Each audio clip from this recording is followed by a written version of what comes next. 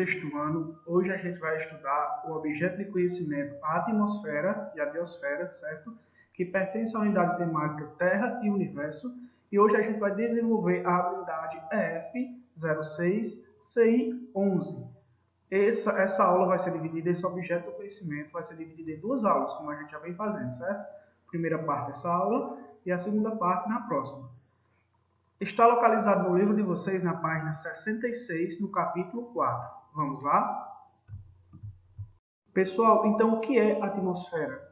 Certo? O que significa atmosfera? Pessoal, veio essa garrafa de água, só que ela está seca, certo? A partir do momento que eu abro essa garrafa, demora o quê? Vamos lá, 2 segundos, fecho essa garrafa. O que tem? O que vai adentrar, pessoal? Dentro do meu recipiente, da garrafa. Ar, não é? Então, a atmosfera é a camada de ar que envolve o nosso planeta. Ela é composta por gases. O gás oxigênio, certo? Que é o gás que a gente respira. O gás nitrogênio, composto principalmente por esses dois gases. E também é a camada responsável pela proteção do planeta, bem como pelas transformações climáticas. Ela é composta predominantemente por nitrogênio, que corresponde a 78%, e oxigênio a 21%. E 1% é formado por outros gases, como argônio, hélio, neônio e dióxido de carbono.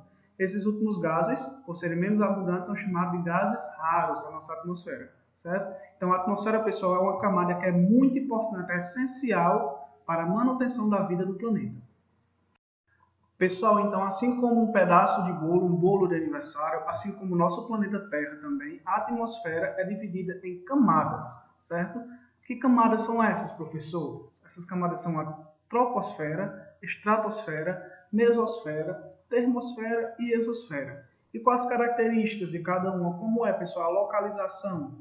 Então, a troposfera, pessoal, é a camada mais importante para os estudos geográficos.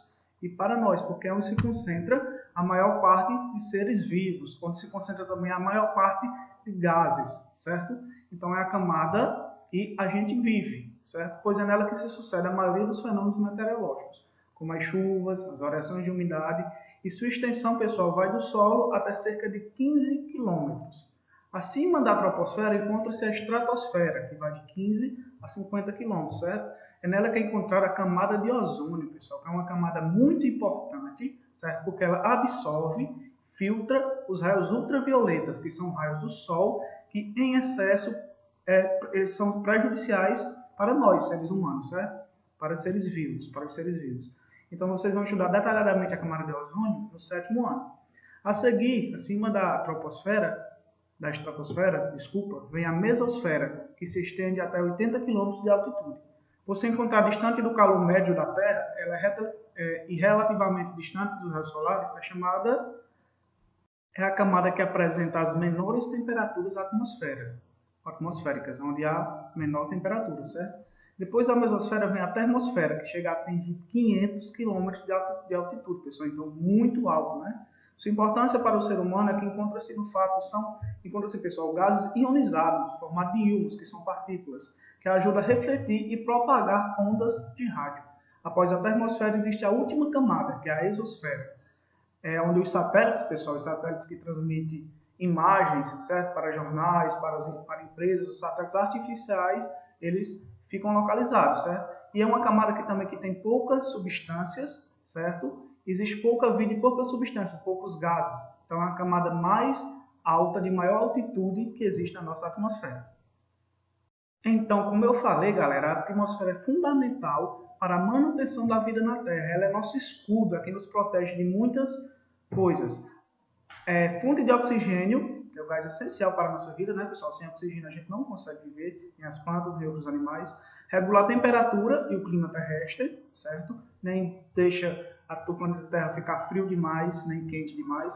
É responsável pela distribuição da água no planeta, a chuva, e protege a Terra das radiações cósmicas e dos meteoros, das quedas de meteoros e outros astros. Galera, então não tem como falar de atmosfera sem falar do ar. O ar, pessoal, é matéria e ocupa todo o espaço do ambiente em que não existe outra matéria.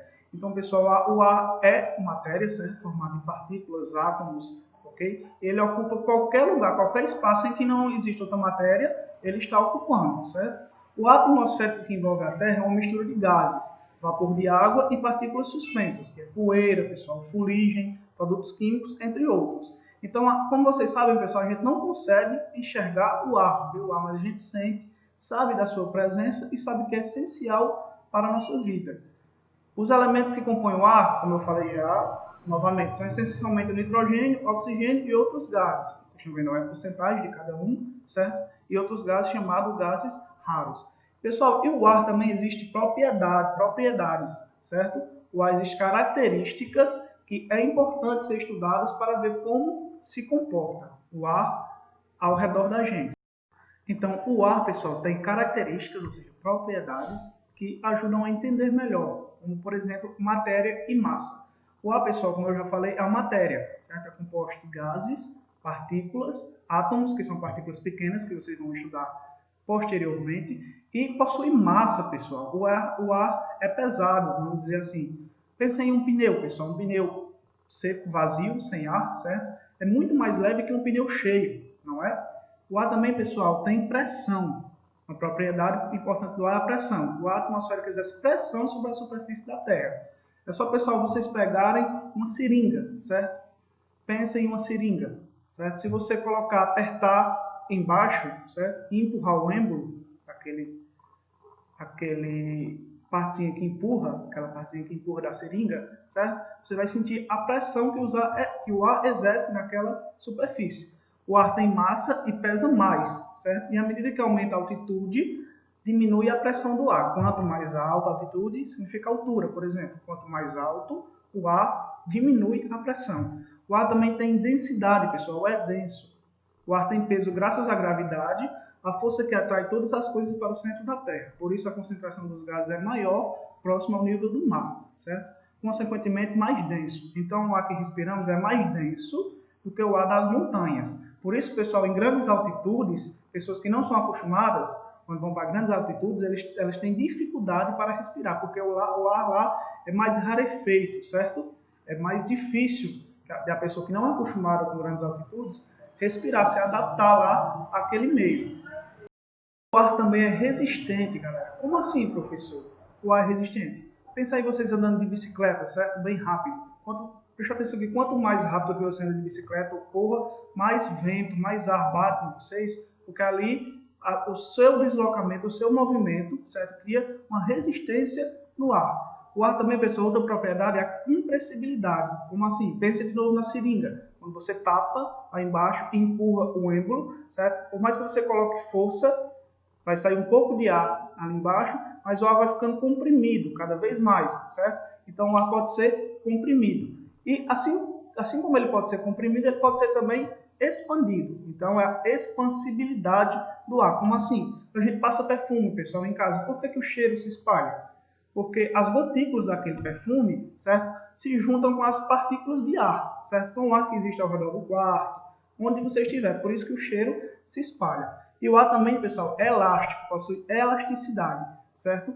Vamos falar, galera, da pressão atmosférica. A pressão atmosférica, pessoal, é a força exercida pela grande coluna de ar que está acima de nós, certo? Como assim, pessoal, a grande coluna de ar? Acima da gente, pessoal, existe uma grande coluna invisível de ar, certo? Que exerce uma pressão na atmosférica. Essa pressão atmosférica, pessoal, se mede, a unidade de medida dela é o ATM, certo? E essa pressão não é constante. Como assim? Ela varia. Constante é uma coisa que segue no mesmo ritmo, mais ou menos assim, certo? E ela varia, como eu falei, de acordo com a altitude, com a altura. Quanto mais alto, a pressão atmosférica diminui.